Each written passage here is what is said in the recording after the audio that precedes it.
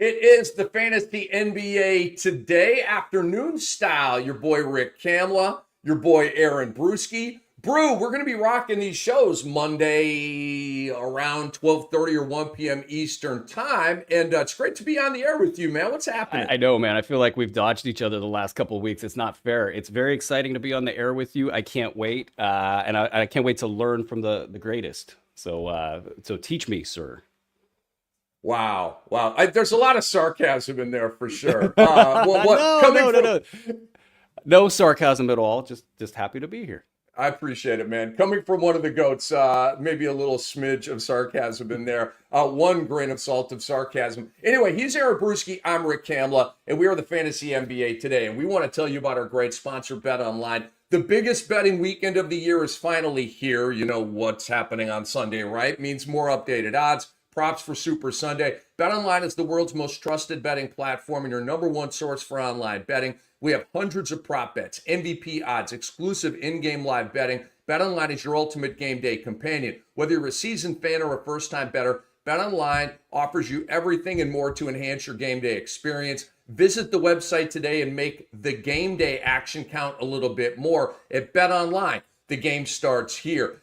Brew, over the weekend, we had two massive trades. We had the Luka Doncic and Anthony Davis shocker coming down probably on Sunday morning in the Eastern time zone, but it was an overnight joint. And then last night, Sunday night, you had De'Aaron Fox going to San Antonio to play with Wemby. Zach LaVine in a multi-team trade ends up going out to Sacramento. They get picks as well. So let's break these down from the fantasy perspective, Brew. Starting with Luka and Davis. Give me your biggest fantasy winner from the awkward, weird, I still don't know what the heck is going on with an Anthony Davis-Luka Doncic trade. Honestly, the winners on this thing, it's a little light, I think. Like you're looking sort of in the absence of Luka trying to figure out like, okay, how's this thing going to look going forward? I think maybe the biggest winner is Kyrie Irving. That said, I don't know how much of a value gain he will actually have. I think he just becomes super consistent. He is the guy. There's no questions. And then you start to look down chain a little bit. PJ Washington, I think he might probably just still sit at a mid-round value. That said, he's got a lot of crowding there with Anthony Davis. But they definitely need PJ Washington in this new configuration. You lose a ton of ball handling, you lose a ton of playmaking. PJ's been a little mini point guard at that size, so I think he becomes helpful. But then you kind of get down the list, you're like Dante Exum. Maybe you now get 20 minutes per game. Maybe now you're fantasy relevant. And I don't know how much it helps Spencer Dinwiddie or Quentin Grimes. I really don't. Max Christie, maybe he gets a little bit loose. He's had a good thing going in Los Angeles right now, so I don't think that his situation changes that much. On the other side for the Los Angeles Lakers, Rui Hachimura probably becomes a solid late round value, maybe can climb up into the middle rounds. But I really think this Los Angeles team is going to look different in a couple days here. They've got at least probably one more move that they're going to make. That's why in fab runs over the weekend, I didn't go over my skis trying to get anybody, like Jackson Hayes or anybody at the center position in Los Angeles, because I do think that, and maybe even both teams have more to go, and kind of wondering even in Dallas how they're going to handle the big man spots there. So just a lot of, let me back up a second. My jaw's still on the ground with this thing. I mean, as it happened, it was kind of a where were you when it happened kind of a deal. Most definitely. It was wild. So I don't know how much we'll cover all of that, but from a winner's perspective, it's a little light so far. I would agree. So winner of, you mentioned Rui Hachimura. Me and Doc talk all the time about anytime Anthony Davis is out, it's an automatic pivot. It's like when Embiid is out, you pivot to Yabusele. When George is out, you pivot to Oubre. They're just these guys that, automatically activate when somebody else is out. So that is the case with Rui here. Rui now is no longer going to be on this Davis in and out yo-yo. Rui is going to live between 15 and 20 points. The problem with Rui is he doesn't give you rebounds and assists or blocks or steals. And he's only a decent 3-point guy. He'll give you 1.5 to 2, but the scoring will be there. So Do you have to run and get Rui off the waiver wire? No. To me, he's a very, very good streamer. And if you're in a 14-team league, he should be rostered. If you're in a 12-team league, he's on that borderline for me. But Brew, you mentioned you kind of went through the Dallas guard, and there's a lot of them. Even after the Luka Doncic trade, Quentin Grimes, Jaden Hardy, Spencer Dinwiddie, they've got all these guys. Max Christie can play a little bit of two. I do think Christie's going to take a hit, by the way, Brew. I think he's going to become unrosterable after this move because Dallas they still have Najee Marshall. They just have too many wings and guards. To me, the guard that has the most staying power and the most upside, despite his inconsistency, is Spencer Dinwiddie because he has been starting throughout this whole thing. So why would he now not start that you've completely shipped Luka out and you've gone with a Gafford, Lively, Davis, PJ, awesome, by the way, front line. And now and then you got Kyrie, and then it's that other spot. Okay. So I think Dinwiddie has a flag on the mountain of that other spot. And depending on kids' whims, that could fluctuate from night to night. But I don't trust Jaden Hardy. I don't trust Quentin Grimes. I don't trust Najee Marshall. I don't trust Max Christie. I only kind of trust Dinwiddie. But to me, he's the most stable of those guys. Yeah, the interesting part there is what you start to see here is a kind of a take turns offense.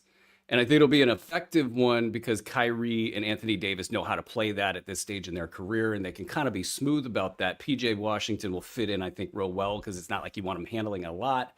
So he'll just get in where he fits in. It's that question of what are the guards doing? Exum's role, super consistent, stand spot up, make a play here and there. It's the Dinwiddie, Quentin Grimes, Max Christie stuff that you kind of got to laser in on. And Christie is a fit-in kind of a guy. And it's just those two. It's Spencer and Quentin. And Spencer can run point. He can run offense. And he can get a little selfish with the ball. And I don't think he'll do that here. Quentin's just a lightning bolt. Get the ball and go. But I don't think that can fit within the flow of a take turns offense. I don't think that it's Quentin Grimes' turn at any point in time. Off the bench, yeah, perhaps. But your earlier point about Spencer Dinwiddie being the guy that probably sticks around in the starting lineup and gets, say, 25, 30 minutes a game and can produce on a consistent basis, that's probably him. He is Aaron Bruski. I am Rick Kamla, and we are the Fantasy NBA today. We're going through these trades from a fantasy perspective. We're going to move on to our preview of a big-time Monday night slate here in just a little bit. So let's move on to the biggest fantasy losers of the Luka and Davis trade. And I'll tip us off here, Brew. Austin Reeves on the LA side. I think he is now like how, where, why, what, how does it work? And Austin Reeves was really spiking and popping here, okay? Put up some big-time stat lines. He's by far having a career year.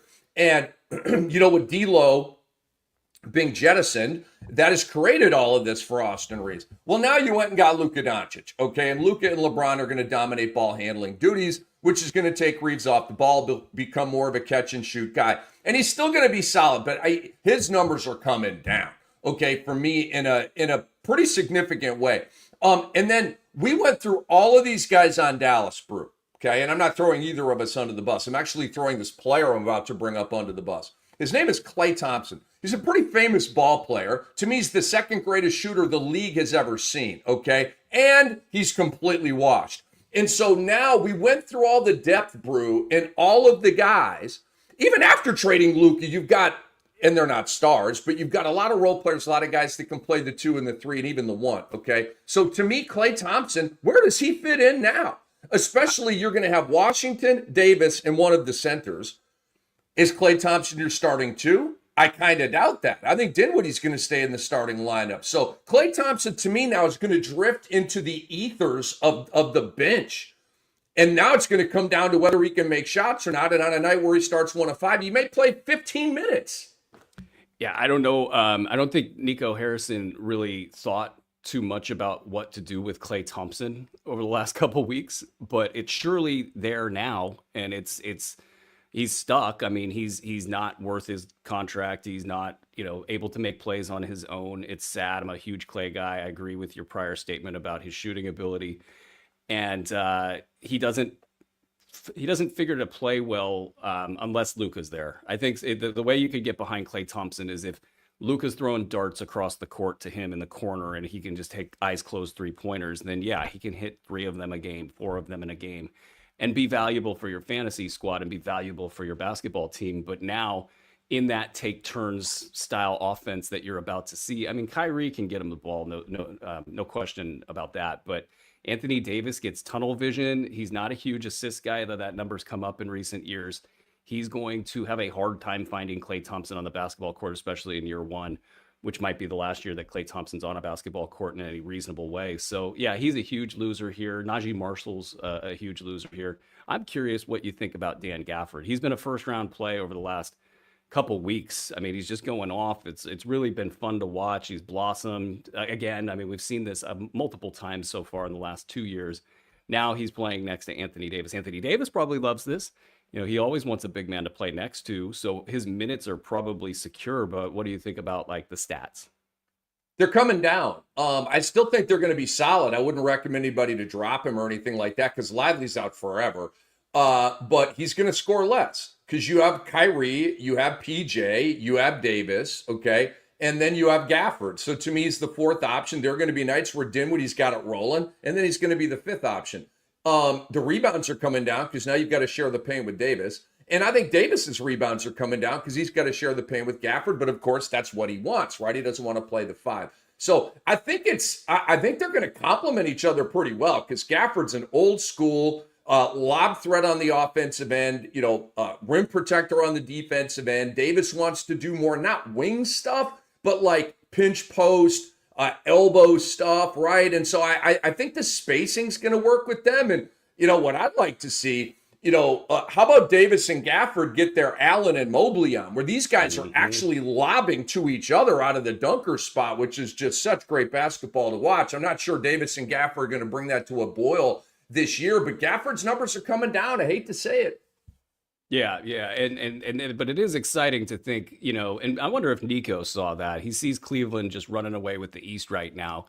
And he's like, okay, I mean, this is just yet further confirmation of this idea that I've got brewing in my head. And then what they did is they didn't talk to many people about it. They didn't put it out to bid, so to speak, and they just went for what they thought they needed to do. And now they've got their twin towers. And I've been so high on Gafford for like 4 years now, and I thought the knee issues were going to really bring him down. This last 2 to 3 weeks, even with injuries prior to that, you've just seen this guy. He's huge, and he's out defending on the perimeter. He's out on the break. He's making all these quickness moves on the interior while maintaining that strength, and it's the same thing that Anthony Davis has going for him. So from that perspective, I'm excited to see the combo there. Still shocked they did the deal. I'm not going to probably lose that shock ever, but that's another story, right? It's the most shocking trade of all time. That's not a hot take. A million people are saying it. Bruce's been covering the NBA forever. I've been covering the NBA forever. This is the most shocking trade that has ever gone down. Luka Doncic got traded at 25 years old. And yes, I do believe that the Mavericks are going to regret this trade. Although, they're selling us on it right now and all that kind of stuff. Now, a trade near and dear to the heart of our man, Aaron Bruski, who has covered the Kings. He's a Northern California guy. He's got ties to the team and all that kind of stuff. Well, we knew this was coming down, and it happened, okay? Just to condense it here, De'Aaron Fox is going to San Antonio. Devin Vassell and or Stephon Castle are going nowhere, okay? Wow.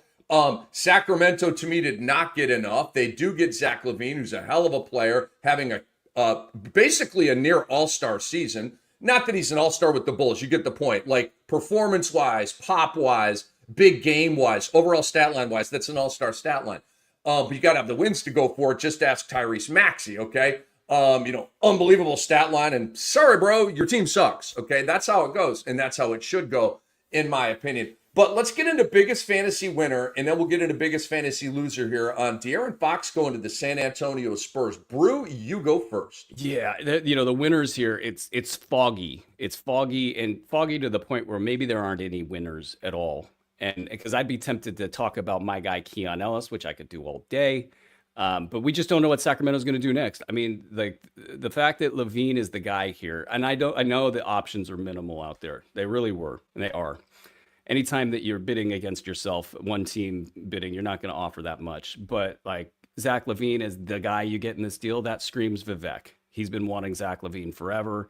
That means other apples of his eye, Kyle Kuzma, other names of that. I mean, you keep kind of getting Cam Johnson picked back up in the news. These names are, possibly coming. And what does that mean for everybody that's still around? It just means tougher sledding ahead. I think the winners, just kind of cut to the chase, I think the winners are Wemby and Fox, because now they have a chance to do something that we really have never seen. And I don't want to get too far out over my skis on this, because it's not like Aaron Fox is a generational basketball player. He's a very good basketball player that has not seen the ceiling of what he can accomplish because of the way he was developed in Sacramento, in addition to never playing with a 7'3" alien in his life. That's nobody's done this before.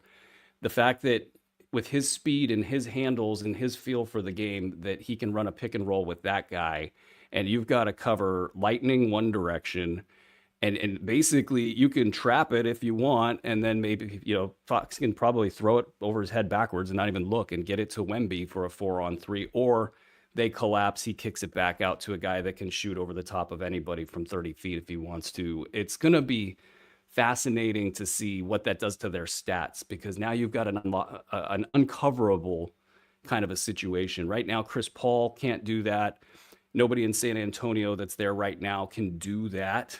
And so perhaps we start to see something even more from Victor Wembanyama. Perhaps we start to see something even more from De'Aaron Fox. And there's not a lot of clutter there. I mean, there's pieces, but I don't think anybody's going to stop De'Aaron Fox in San Antonio named Stephen Castle, Chris Paul, Devin Vassell. I don't think these guys will get in the way. So but it's hard. That's a tough sell. I don't know if their stats are going to change that much, but I think they might be the winners here. I hear you. Finding winners in this one is I mean, we've been doing this a while, right?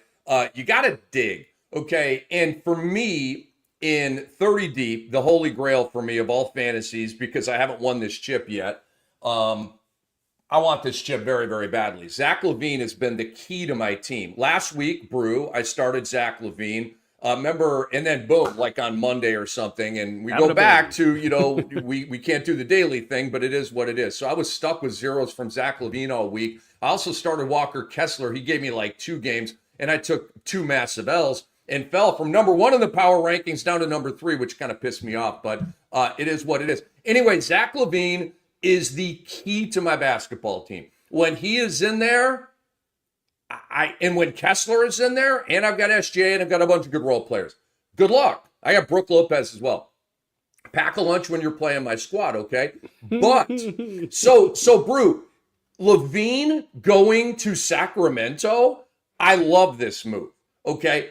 Is he going to go 24, 4, and 5 in Sacramento? Probably not. You got to share with Sabonis and DeRozan and Monk and Murray, okay? He's probably going to get down to about 20, 21, 22. So I think LaVine's scoring's coming down. But, Brew, I just need LaVine on the court.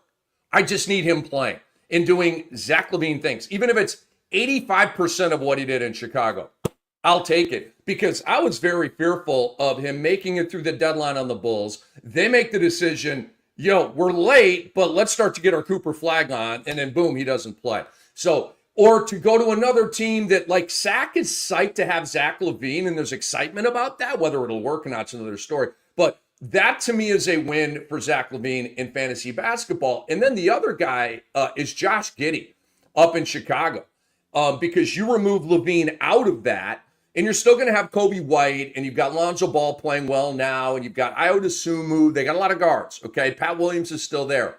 But Josh Giddey is going to start, and instead of like the 11, 5, and 7, right, he's going to now be up in all 3 of those PRAs, and he is going to flirt with triple doubles, just like he did in the previous games. Giddey went, 20, 11, and 4 in their last game. That was a non-LaVine game. So LaVine and Giddey, to me, are the big winners here. Yeah, it's funny. I could have just rattled off all of Chicago as the winners, but in my head, that your fear was my actual reality. I in my head have got Zach LaVine, if he's in Chicago, playing like 0 ball games, or 10 of 30 ball games down the stretch. So I've already sort of factored in that Kobe White. I've been screaming from the top of the mountains to grab Kobe White. Josh Giddey has leveled out. He's now kind of almost getting close to where preseason Josh Giddey projections might have been. So and he's got time to get there. So he's doing great. Dosunmu, if he can get healthy, is a great player. He's got late round value at least, I think, going forward, as long as he's upright. But then even you get into the forward rotation, Matas Bacelis, they're ready to let him go. Like, that's the most interesting thing about this is they're not really a team that will play their rookies. And they've just said, all right, we're taking you to the G League. And then, by the way, once we get to the trade deadline, you're on go, mister. And he's going to get in there. And I don't know if he can, in his 25 minutes per game, go crazy.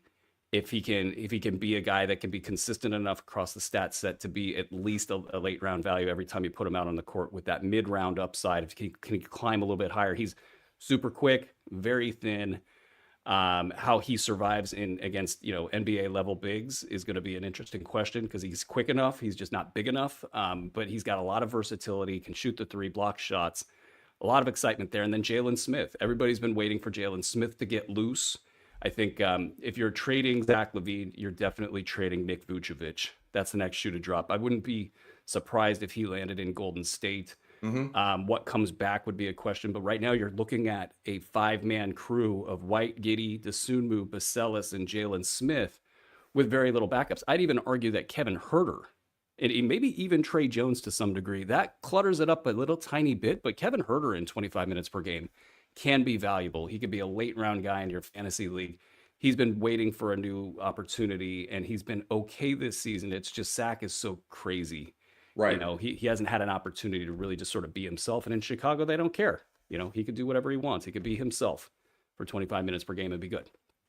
I have Kevin Huerter in a 20-team league, and I'm psyched about this trade because, as you said, Herter's not going to play 30 minutes a game, but he's going to get back to playing 24, 25, 26, and he's going to put up some pretty good stat lines. Think about like what Vit Krejci has been doing in Atlanta. That's the kind of stat line that Herter's going to have. Some threes, some steals, some assists. He's a pretty good overall player. So I think he's going to be reborn a little bit. In a 12-team league, you don't need to run out and get Kevin Huerter. He's a streamer for you. But if you're 14 and above, Kevin Huerter should be scooped up right now. So let's get into the losers of this big old trade that sends De'Aaron Fox to San Antonio to play with Wemby. I'm just going to tee you off like this. I think Malik Monk and Keegan Murray are losers here. Keegan more than Monk, because Monk is going to have more point guard duties without De'Aaron Fox, but Monk is going to be very capped because you have LaVine, DeRozan, Sabonis, and Murray. Okay, so again, it's like it's too much offense, right? I would diversify Sack if I could and go get a 3-and-D guy like an Aaron Nesmith. Not that Indiana would trade him. I'm just bringing up a type of guy, right? You need that type of guy. You don't need offense and offense and offense. But that's what they have. And so Keegan Murray again, dude, this guy's ready to be a 2010 guy. I know. With four. I love Keegan Murray, and you know that, Brew. I'm a giant fan of Keegan Murray, and I still may make a trade in the Cam Dynasty to get Keegan Murray because you can still well, the guy that has him really likes him, but his numbers aren't great. So, like, if there's a buy low opportunity, now is that time. And then hopefully a year or two from now, they unleash him. Because he's not going to be unleashed this year. So Monk and Murray, to me, are my losers here. Yeah, the Sacramento stuff, it's really interesting. If it all held just the way that it is right now, I think these guys probably, the concern you have about point guard play, sort of putting a cap on Monk, Fox has been that guy all year. Maybe they just kind of hang on. And even with, Zach probably will have some level of deference coming into Sacramento, knowing it's not his franchise. He's not the franchise guy. He's paid like one, but he's not the franchise guy. And there is an existing infrastructure there. So I'm thinking if it all held true, that these guys more or less hold their value. But with Keegan, it's really interesting. If they want to try to do the PR thing after all of what has happened, everybody loves Keegan in Sacramento. He's so understated. And if they could pivot into a Keegan/Keon Ellis revival, if you will, or put these guys out front and center. That would be one way, if you're listening out there, Sacramento, if you want to make the fans somewhat happy about what's transpired here, that would be one route. And it's also a smart basketball thing as well. But that's the key question here. Everybody's sort of waiting for Keon Ellis to explode. He's been a top 100, top 75 guy over a month now. and that's just getting 20 some odd minutes per game. He's that defensive piece with plenty of offense to go with him. He's that piece that would actually make everything sing. But if they go and get somebody else, whether it's Cam Johnson, whether it's Kyle Kuzma, whatever happens there, it gets less likely that you see that Keegan Murray, Keon Ellis burst heading into the last third of the season. So we'll see. Now, there is talk about DeMar DeRozan getting cut, or not cut, but traded. And that would be interesting. It's also interesting that they're redoing Chicago from a couple years ago, and that's the upside here of it all. But they are committed to making more moves in Sacramento. That's easily part of the game plan right now. So why they're pushing all their chips in the middle right now, I don't know. It'll be fun to watch Levine on that dribble handoff with Domantas Sabonis. That they will be really, really good at that play type. Maybe this balances the offense out a little bit more, especially if they do get rid of DeRozan, but we'll have to see what they could actually get for DeRozan out there in the market. And I just don't know what that would be right now. I don't think the market's screaming for him. I don't either, and I don't see him being traded at this deadline. Anything is possible. Luka Doncic just got traded at 25 years old for a soon-to-be injury-prone and 32-year-old Anthony Davis, who's hurt right now, and they still just traded for him, okay? So, all right, some fantasy spin on the big trades that went down over the weekend. This is the Fantasy NBA. Today, Rick Kamla and Aaron Bruski at your service. Let's take these chronologically ordered. Atlanta at Detroit. Brew. The Hawks have lost 8 straight games, and it was exciting, and State Farm Arena was alive, and Jalen Johnson was dunking, and then now it just all sucks again. Hawks fans are like, been there, done that. This is kind of how it is for us. I do not like their chances of breaking that streak tonight, Brew. They're at Detroit, who is fantastic, and they're at home, okay? Detroit's -4.5 here, and I'll take the Pistons, man. To me, the Jalen Johnson injury gutted the Atlanta Hawks. It took their heart, their spirit. It hurt them intangibly. It just gutted them, okay? And so now they're a carcass of a team. And they're at Detroit tonight? Nah, I think Detroit's going to cover that one. And then I want to also set you up here on the point guards, Brew. You have basically Cade Cunningham made the All-Star team over Trae Young, okay? And you could look at it. Tyler Hero, did he make it? I mean, maybe, yeah, okay. But the coaches have told Trae Young, we hate you, for Lloyd Pierce and Nate McMillan, and we're standing in solidarity with them. So we hate you, and so you're never making an all-star team unless Adam Silver wants you to go, all right? And Cade Cunningham is the apple of everybody's eye right now, and rightly so. The guy's a freaking amazing player. He's Grant Hill 2.0.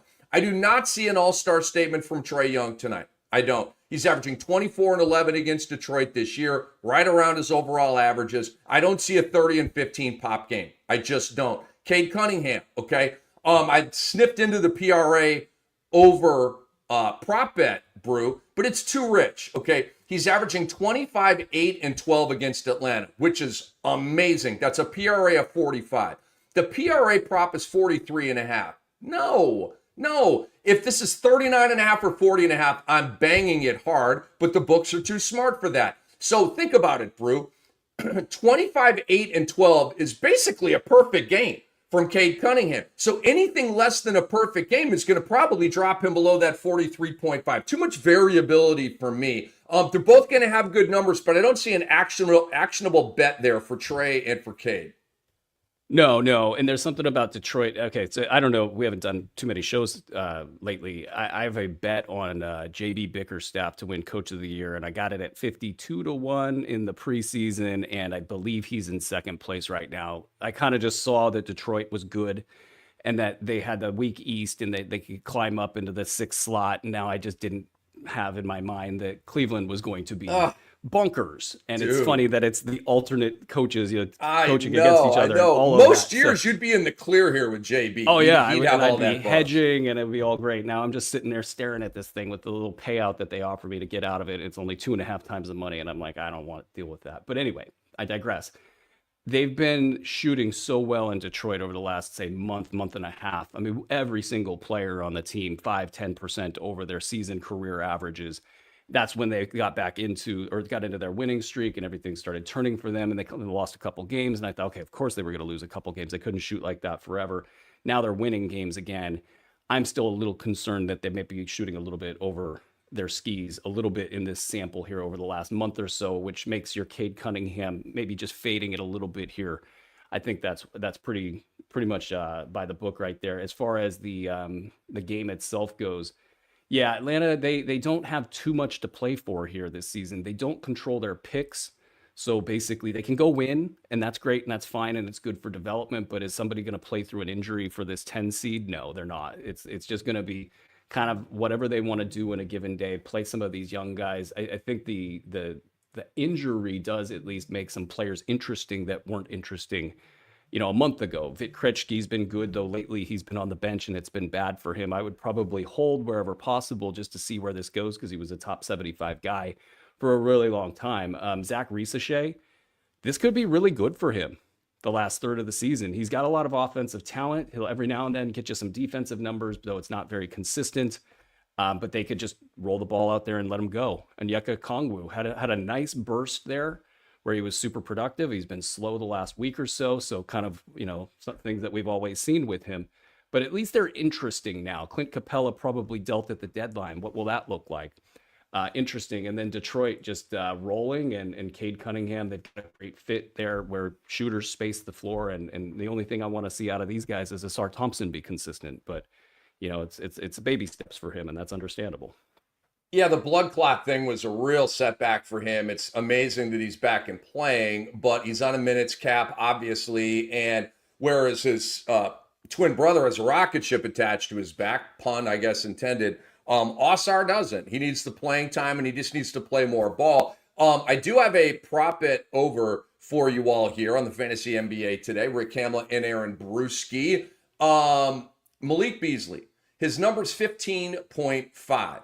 Tell me if it feels like he scores 20 points every game, because for me, that's the feeling that I get. Over the last 5 games, Malik Beasley's at 18, 19, 20, 9, and 19, living over 15.5. This is a showdown against DeAndre Hunter. Of course, you have Peyton Pritchard as well, and you have Amen Thompson. Okay, these are kind of your cluster guys for 6th man of the year. But I think Malik Beasley's going to be kind of swaggy tonight, kind of edgy, kind of chippy, knowing that he's got one of the combatants out there, and he's going to go for it. And I mean, it seems like he scores 20 more than he doesn't. He's got to get to 16 for us to win this one. I also like the double-double prop on Jalen Duren. He has done so in 7 of the last 8 games. So, Brew, let's move on here to Washington at Charlotte.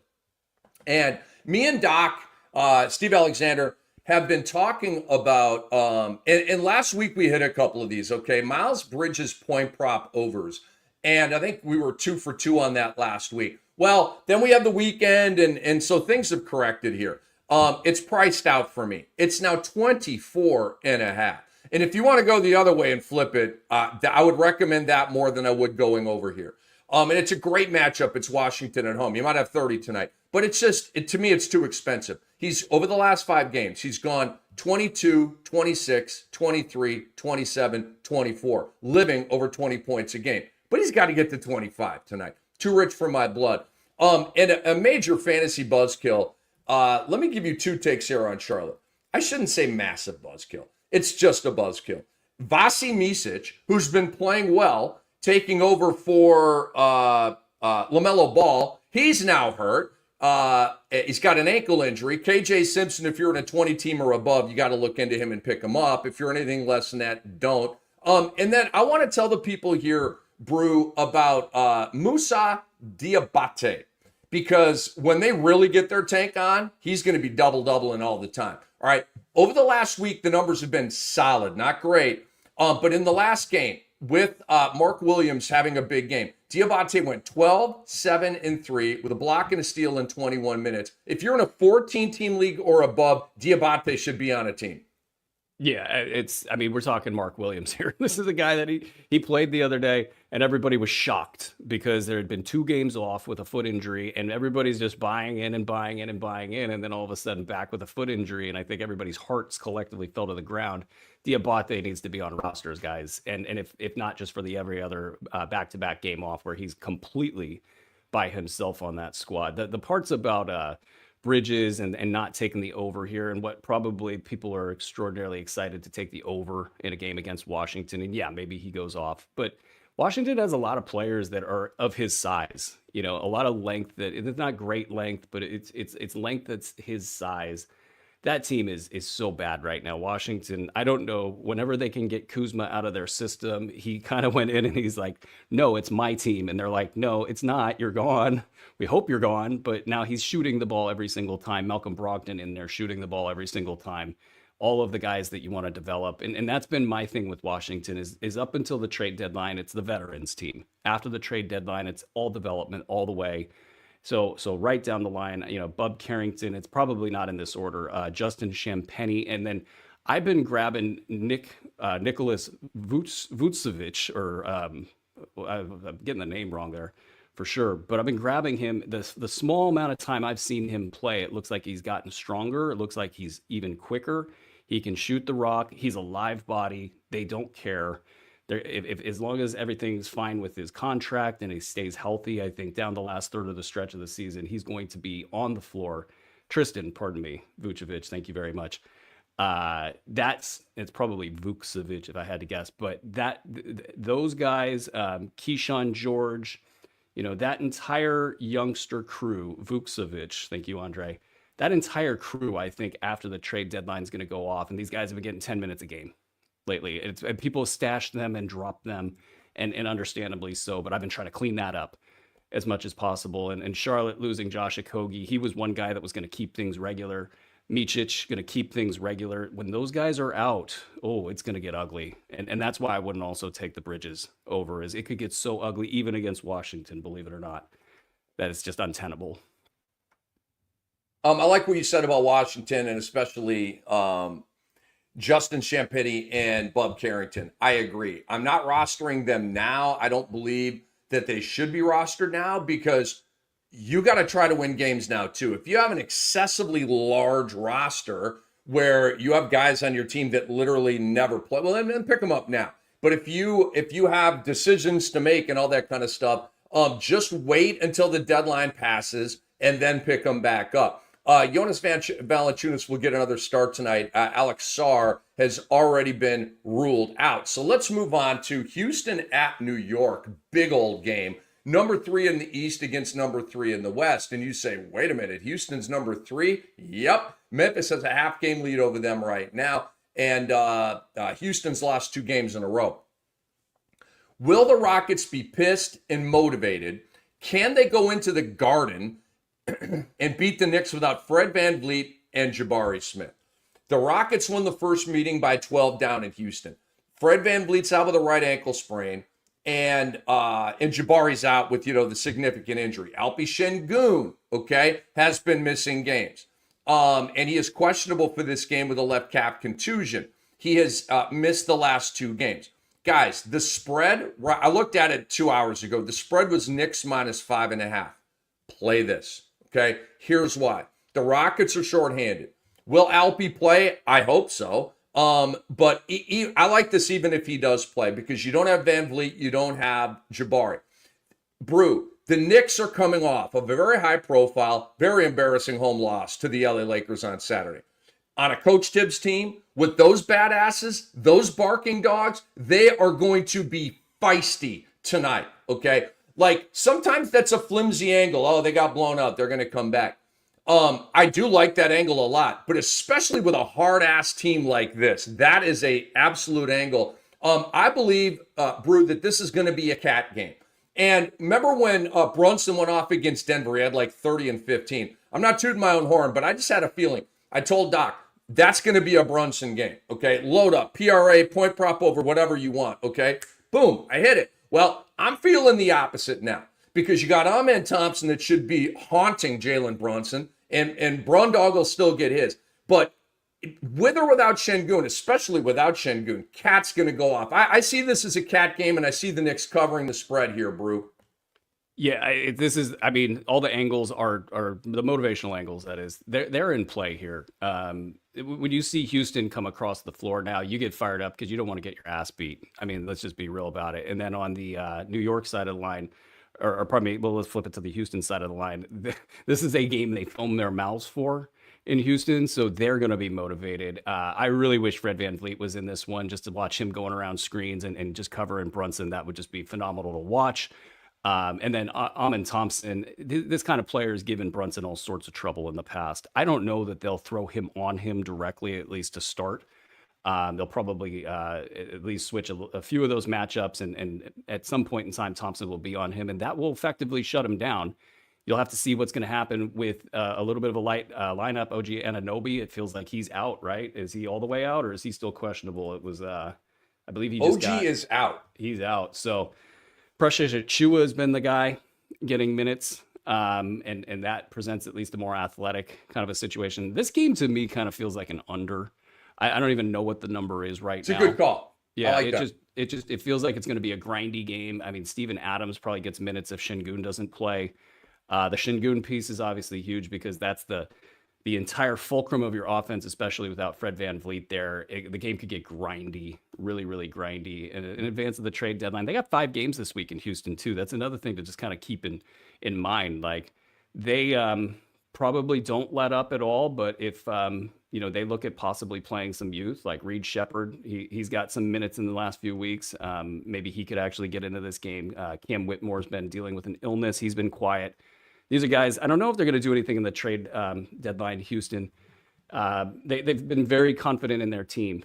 And if they were to make a move, it would be to kind of get rid of some of that depth, would be one way I would look at it for Houston, because they've got a little bit too many players. They've been good with -1, Jabari Smith out, -1. Okay, everybody gets their minutes, everybody gets their shots. They've been good.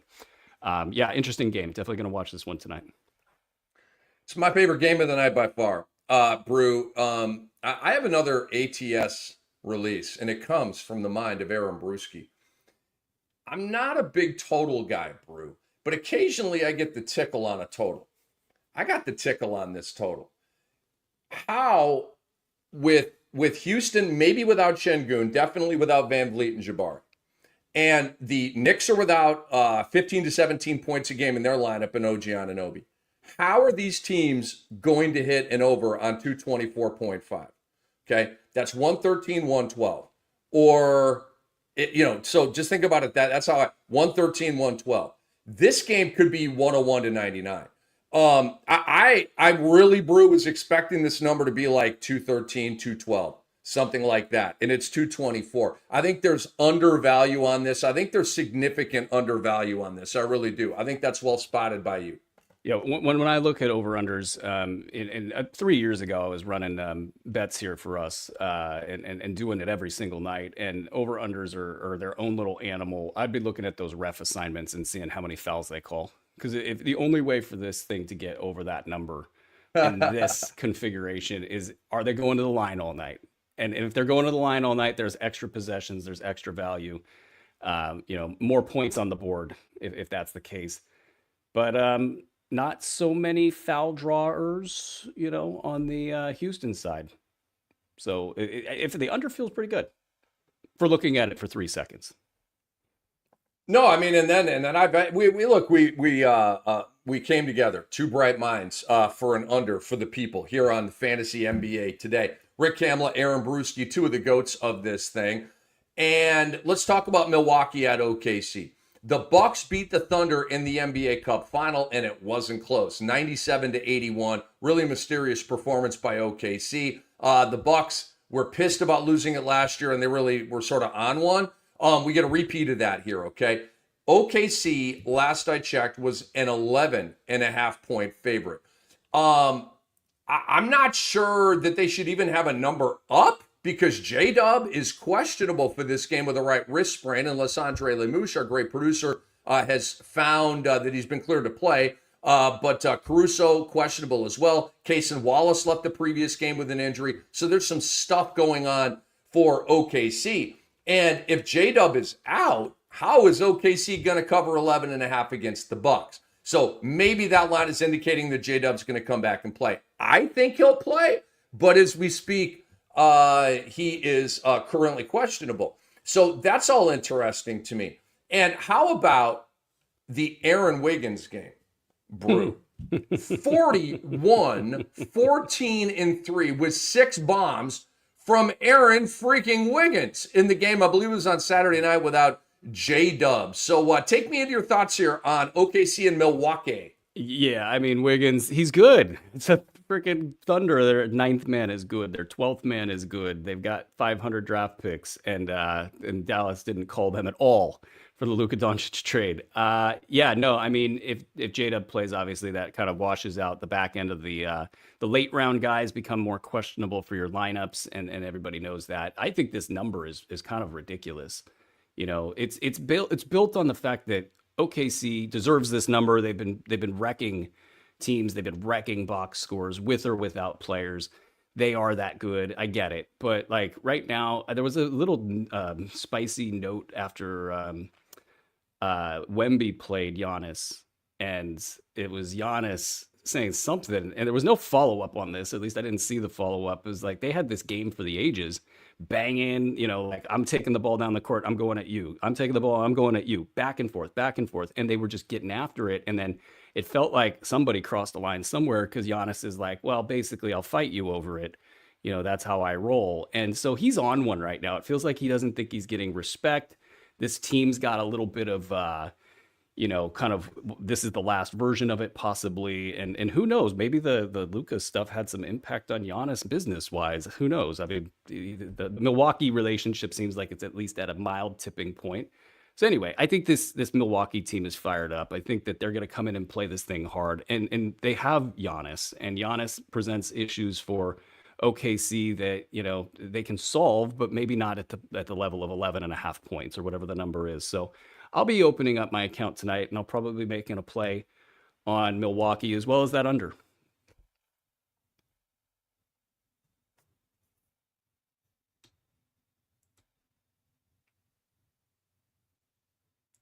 I was wondering if Rick froze there. I was like, my computer's the one that sucks. It's usually on me. All right, so what's up next on the docket here until we get Rick back? Looks like we got Rick back.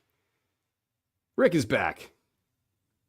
Take me away. The last thing I said was amazing and the best basketball analysis you've ever heard, yeah? And frozen again.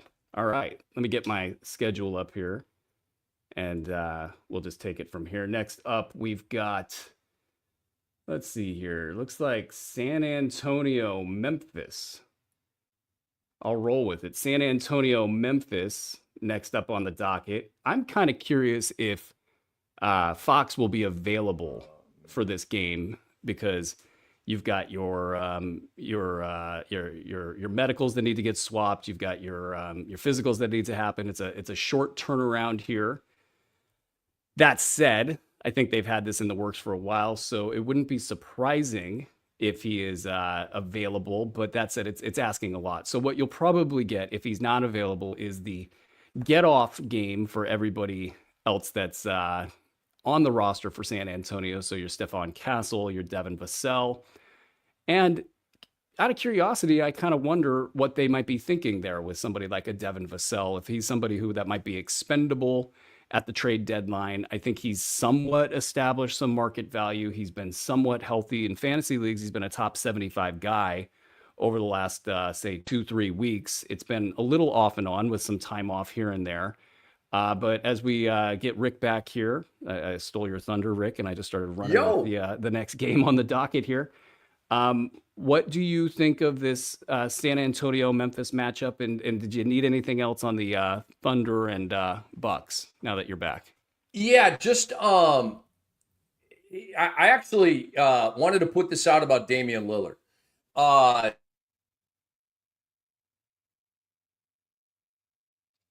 At the key moment. I love it. What was he going to say? We just don't know. When we get Rick back, we'll figure out what this spicy take is on Damian Lillard. Up, and there he is again. Wow, I'm in the twilight zone. What is going on? But Brew, Damian Lillard's really been in it, man. The last 3 games, he's gone 20, 22, and 15. The shooting in those games has gone 41%, 35, and 27 on the road. Second of a back-to-back, third game in 4 nights. OKC defense. He's Dame. He might have 70, but I doubt it. And I would look to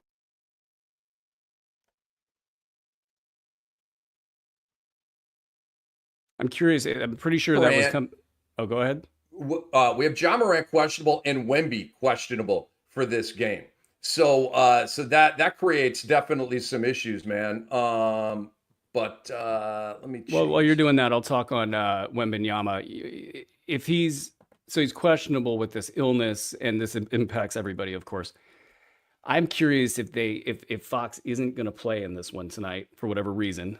If he and Wemby decide that they are going to just skip this game, talk with each other, get ready for the following game, and not have it be so on the fly. I kind of doubt it works that way, but it's an angle I've been thinking about here as they possibly just try to get things started the right way there. I personally would like to see them both play tonight since I have Wemby in at least one spot, and I've got Fox just about everywhere. Fox going from a 3-game week in Sacramento down to a possibly 1-game week in San Antonio if he doesn't play in this first one here tonight.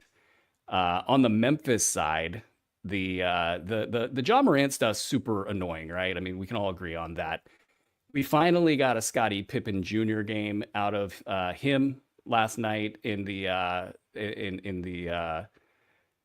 probably first time in the last 2 to 3 months that we've seen something like that out of him. So that was nice. Elsewhere in that configuration, Santi Aldama was outstanding.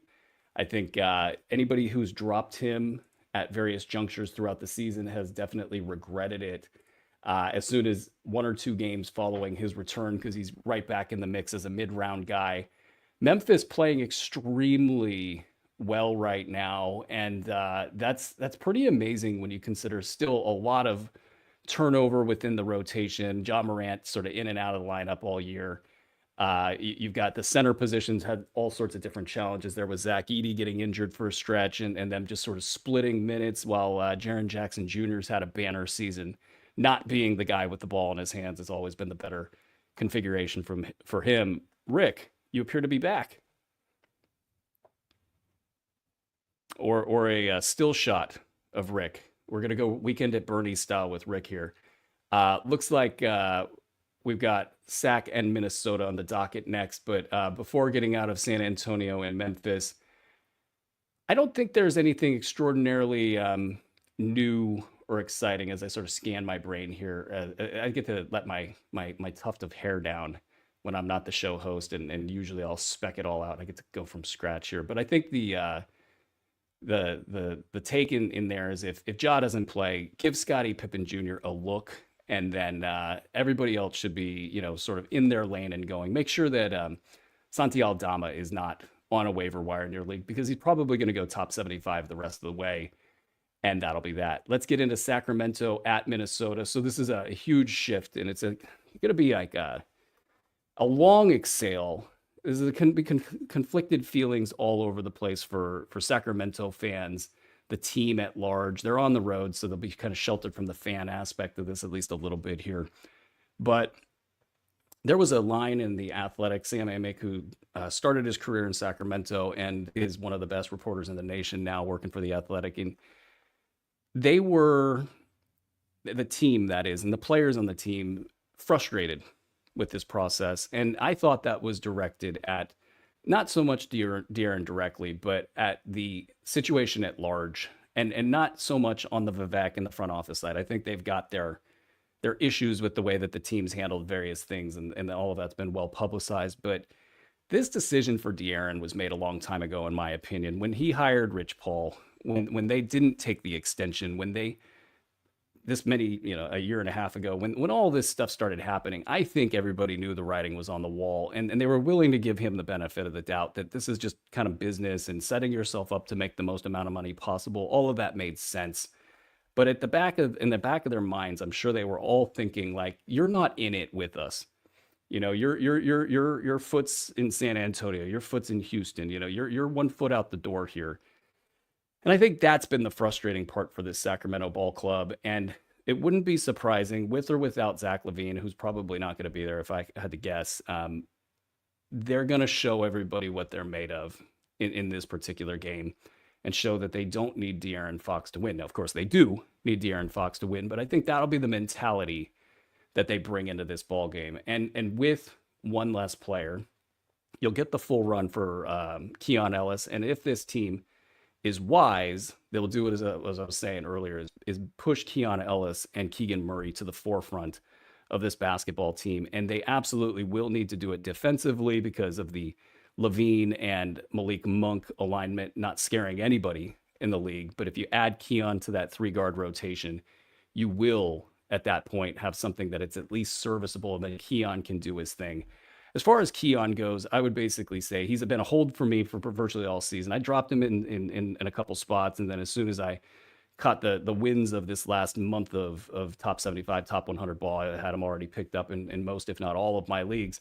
And I'll be holding until we see the next shoes to drop. Now, if in 2-3 weeks there's 3 other bad players that have been brought into Sacramento for big deals, and they're trying to make some run at the 8th seed or something, maybe I'll back off of that. But for me, and people have asked me some pretty wild questions in various places around sportsethos.com. And would you do this for that? And it's been Keon in a lot of places and with some pretty spectacular names. If he gets 30 minutes, you're looking at a top 50 guy. And who knows, he can do more offensively than they've ever asked for him. So if he ever gets that call, it would be even better there.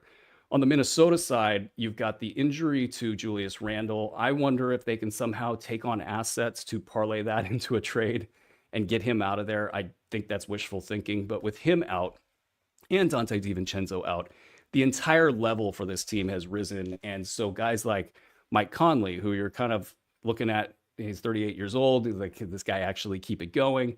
You're looking at this and saying, okay, well, with those guys out, I'm willing to take the chance that Mike Conley can be good the rest of the way, at least for the next, say, 3, 4, 5 weeks until Dante DiVincenzo theoretically possibly comes back.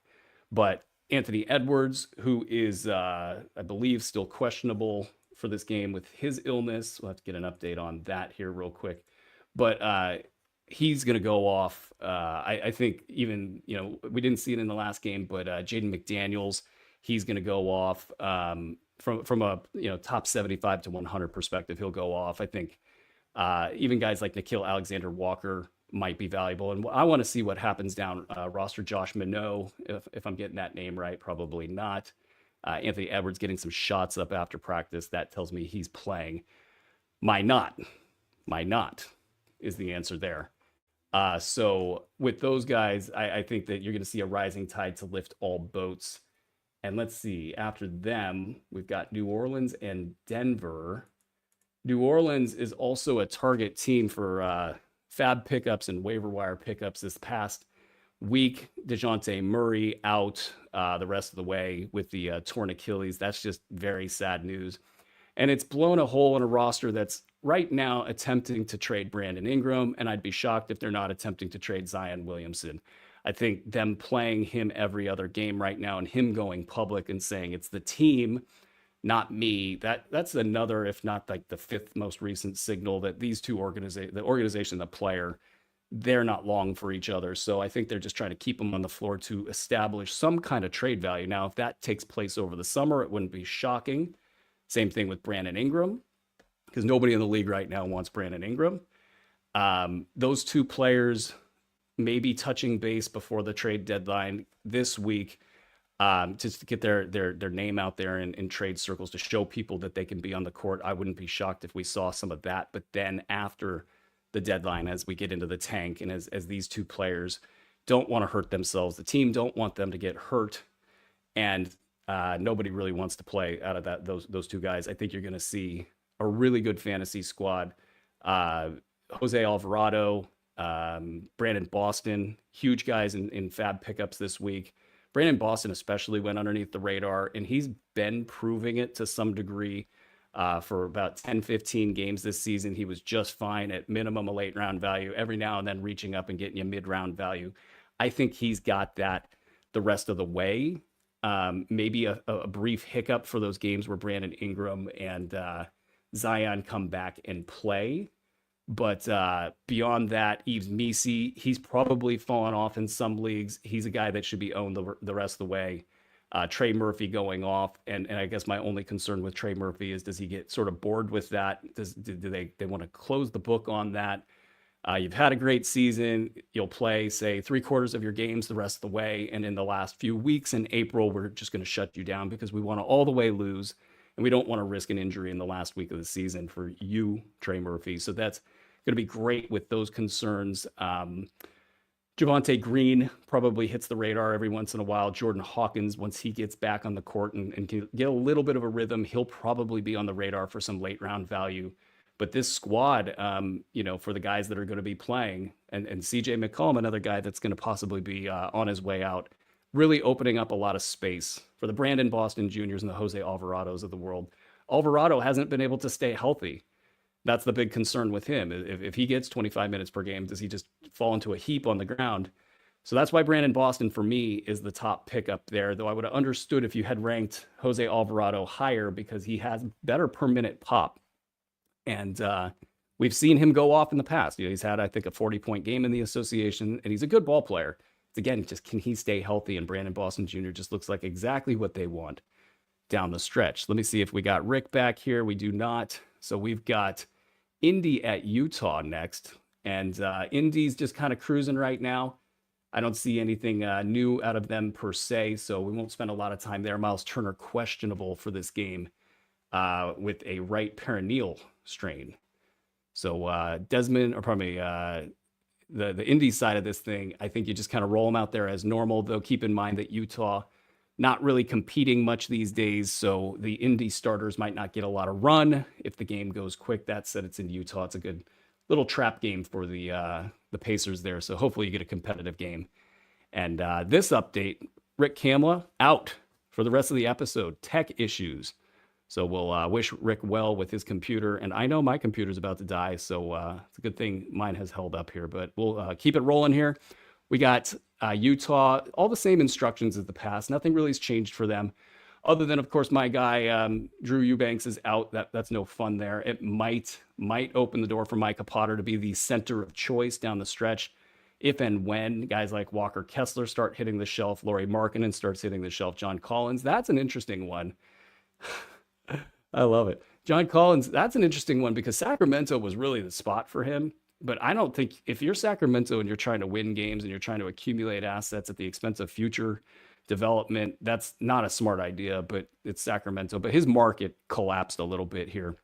So we'll see what happens with John Collins. I think a trade would actually be beneficial for him to get to a place where he's not at such a shutdown level risk. But the alternative to that viewpoint would be that they just roll him out there and they don't care. It's just John Collins, and all these other guys are the ones that they're really truly concerned about, the Kesslers and the Markkanens, trying to keep those dudes upright. Sexton, probably your best bet for top 100 value for the long haul.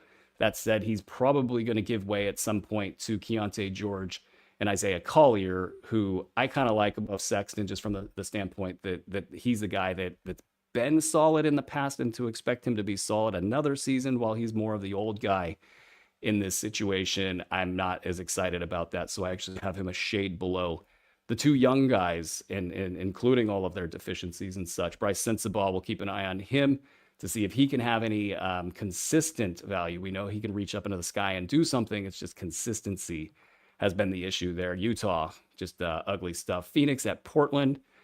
Rick says he's back. I don't believe it. What do we got? Utah at, or probably it wasn't Utah, it was Phoenix at Portland.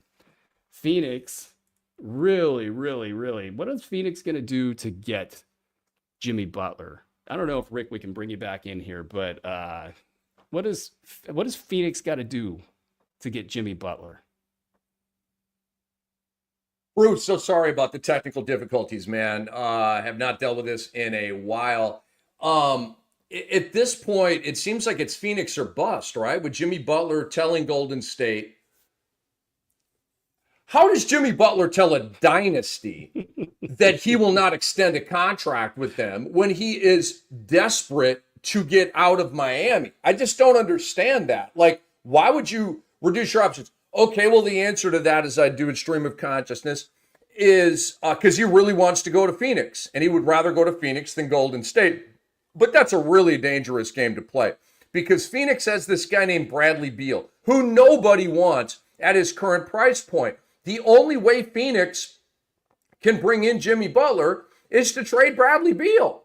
So how is that going to work, Jimmy Butler to Phoenix? I think the puzzle pieces fit better for him to go to Golden State. You were asking the question, Brew, how does Phoenix get Jimmy Butler? Let's like back up. How does Phoenix get rid of Bradley Beal to open up the space to bring in Jimmy Butler? And think about this. You may say, well, Cam, they could attach 2 first-round picks to Bradley Beal. Somebody would take that, right? They don't have first-round picks. They've given them all up. They got that little cache of first-round picks that are late first-round picks. Andre is correcting me. They have 3 first-round picks over what period of time here? They're late first-rounders, and they're like they're there. But Beal said that he wants to play for a contender.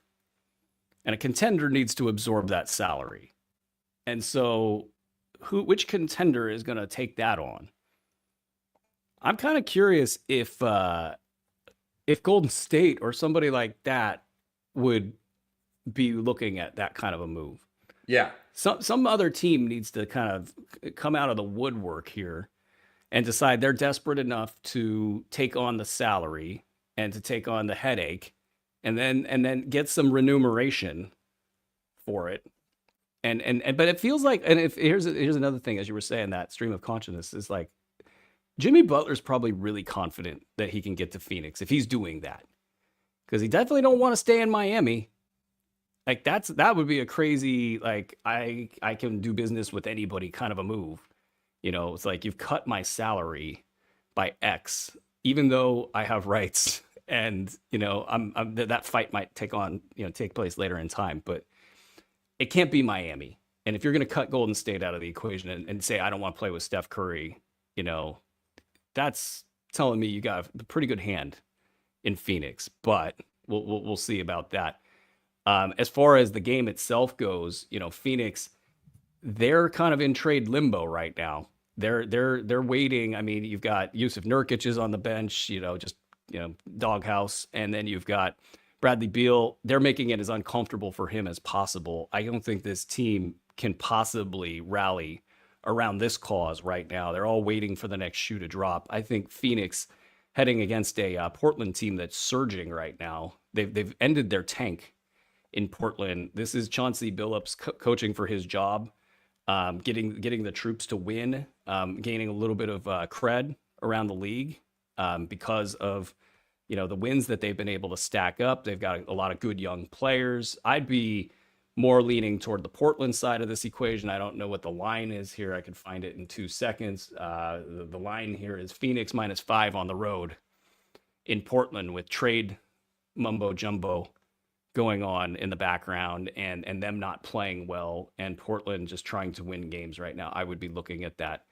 I got a few bets tonight, and I'm just going to take them all. I'll take the Blazers +5 at home in this game. And then maybe, who knows, they'll lose by 2 and keep the tank alive or something. But Phoenix, everybody's, their roles are defined right now. Grayson Allen's been the producer. He's been a little iffy lately, but he's been your late round guy. Nothing cooking really until that trade gets made. I don't think anybody's going to lose their mind if Grayson Allen loses value or anything like that because Jimmy comes in. It's the Miami side that's a little probably more intriguing for me on that deal, but we can skip that for another episode. Portland, you have any thoughts on Portland before we get out of that game? I like your tout a lot, Brew, on Portland +5. This game right here is the second of a baseball series. And I really don't understand why Phoenix can't fly to Portland once and then 2 months from now do it again. But okay, like everybody that plays in Portland has to do this baseball series. It's like, what are we saying about Portland? Portland won the first game of this baseball series 127-108. They housed the Suns, who got 59 combined points from Kevin Durant and Devin Booker, and nothing from anybody else. Do we really expect that to change all that much? I don't. Will the game be closer? Yep, I believe it will. Okay. But Portland just won by 19. I think Portland's going to beat them again. And Brew, the formula that Chauncey Billups is trying to save his job with is working. And maybe he should have gone to this sooner. And I don't like that Scoot Henderson's not starting, but he's got the 3 forward look with Kamara, with Grant, and with Abdia.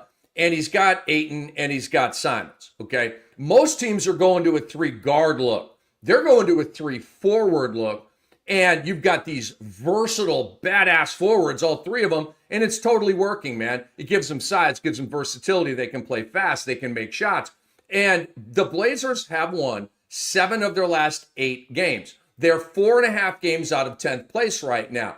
I think San Antonio is going to get up above Golden State and Sacramento and make the final PIT spot. But in Portland, you can't tell them nothing about that right now. So, and there's so much more oomph and momentum right now on that Portland side than the Phoenix side. Phoenix feels like a rotting carcass on the beach, okay? Portland is balling over the last 2 weeks. They've got role definition with Scoot and Shaden playing pretty good minutes off the bench here. It's basically a 7-man rotation. So, Frank, I think Chauncey Billups has unlocked the key to winning with this team. To a low-key degree. But, and I don't know how happy Joe Cronin is with all these wins right here, but it's too late to shut guys down now. So if you're still rostering Delano Banton out there, I think you can go ahead and cut him. Doc is so sad. Yeah, and that's the carcass on the beach. That's actually, until they make that move, and I think that might also factor into Jimmy's thinking, is that Bradley Beal does not probably want to, as much as he's a stubborn dude, he does not want to be a part of that the rest of the way. I think everybody's counting on him to crack finally, whether that's in Miami or some other place, if they can get exotic and creative with the trade, which probably is why they're waiting, is the tectonic plates that just shifted, just shook up the entire chessboard. Everybody's got to figure out what the hell's going on in the NBA, which they've probably done by the end of today. All right, let's get into Orlando at Golden State. Orlando just sort of trying to get right now. Golden State had a big win over OKC, but still plenty of problems right there. How do you read this game? So I want to pass on a little bit of news here from Andre Lemouche. We were wondering why OKC is an 11.5-point favorite over Milwaukee. Giannis has been ruled out. Portis, we already kind of knew about him, and Chris Middleton has also been ruled out. I would anticipate that Damian Lillard ends up getting a night off as well. Brook Lopez and Damian Lillard are questionable. They'll probably shut them down as well. So, OKC I'm taking that bet off the board. Exactly. OKC should win this game by 300 points, frankly. I have now pivoted to really loving OKC minus 11.5, and I don't care if J-Dub plays, because they got a deep, they're deep. Wiggins may go off again here, but Milwaukee's basically waving the white flag. It's their 3rd game in 4 nights. It's the 2nd of a back-to-back, and they're saying, we'll see you for the next game. So for this one, Brew, I'm geeked about the return of Draymond Green, not because I'm a Dubs fan or a Green fan, but because of Steph Curry. Because when Draymond is in there, everything makes sense for Steph. He can play off the ball more, the dribble handoffs with Draymond Green, all the passing and the synergy they have together. You could argue that they are in lockstep, those two guys together, more than any other duo in the NBA. Okay, so Draymond is back. Basically, I've called him for years. He's Steph's banky, okay? Steph has his banky back, so he's going to be feeling good. And I actually like the point prop over for Steph Curry if Jalen Suggs does not play tonight. If Suggs plays, I'm out. If Suggs does not play, then I'm in on the Curry point prop over. It's a 23.5. He's been awful in his last 5 games, 14, 21, 13, 21, and 14. And so if Suggs is ruled out, giddy up, because Steph is super due. He's at home. Orlando sucks right now, and he's got his banky back.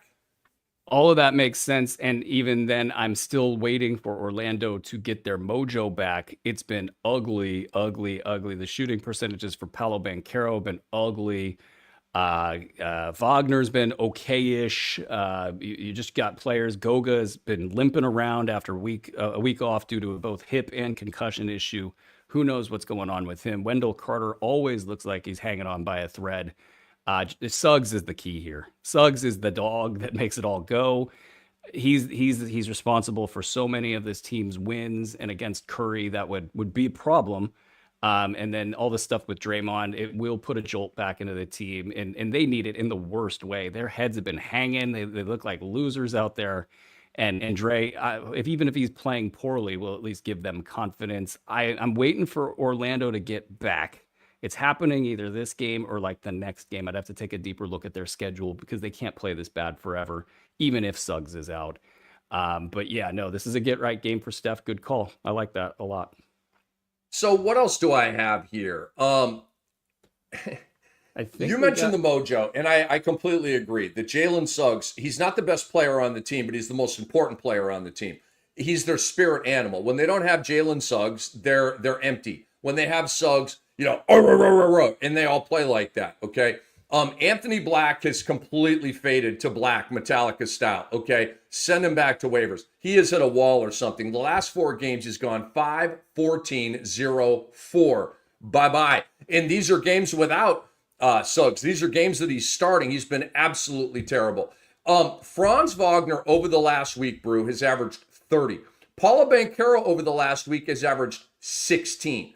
Paolo Banchero's in a rut, yo. The numbers suck. He's at 33% shooting over the last week. And I wonder if Paolo Banchero is truly healthy out there, Aaron Bruski. That's feasible. I mean, there's a guy that wants to be on the floor and pushing it to get back a little bit early. They had the All-Star break. They could have just sat and waited for that and gotten the extra 3 weeks and been super healthy about it. So yeah, that question should definitely be out there. They play in Sacramento on Wednesday, and then the back-to-back in Denver, which is notoriously terrible, on that following Thursday. That get-right game, I really doubt it's the Denver game. It's probably the Sacramento game. This Golden State game, if it was that game, I wouldn't be shocked. But a wounded Sacramento team trying to integrate Zach LaVine, that's going to be the game. I would probably take Orlando blind in that game, but this one, I'm not sure. Brew, anything that you want to tell the people about here? Anything you want to promote before we say bye-bye to the people? Yeah. Thank you guys for hanging in during today's show. We have a lot going on here at Sports Ethos. The Fantasy Baseball Draft Guide is out right now, and the All Sport Pass gets you both that as well as our basketball premium coverage. I'll be doing a B150. This is the first season I've been doing a B150 in the middle of the year. It's a 400-hour exercise. Doing that in the middle of the year doesn't work. But we did one during the in-season tournament break, the little day or two that was there.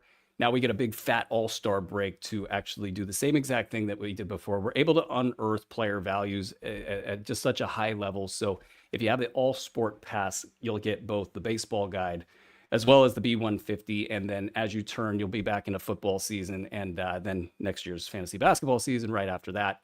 So check that out. Also, our free Sports Ethos app is my favorite thing on planet Earth right now. It gives you all of the news. There's stuff to help your fantasy team with team balance and trade evaluators. We got more that we're adding on a weekly, monthly basis there. It's free. Check it out. You get all of our news blurbs. You don't have to sift through social media to figure out what's what. I've been like doing all my stuff in the middle of the week and just like keeping that thing open, and it keeps me all the way up to date, and I love it. So thank you guys very much for all of your support and feedback and getting those products up and running. But yeah, that's what's going on.